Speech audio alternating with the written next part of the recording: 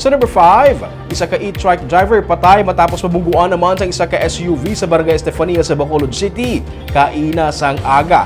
Insidente nagtuga pa sang malawig at traffic.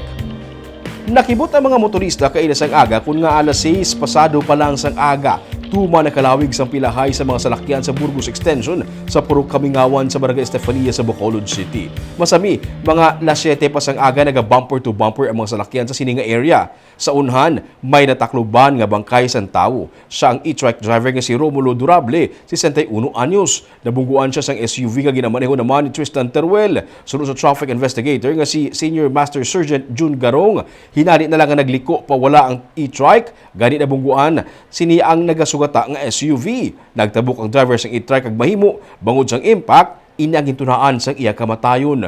Gidetain naman sa Police Station 4 sa Teruel.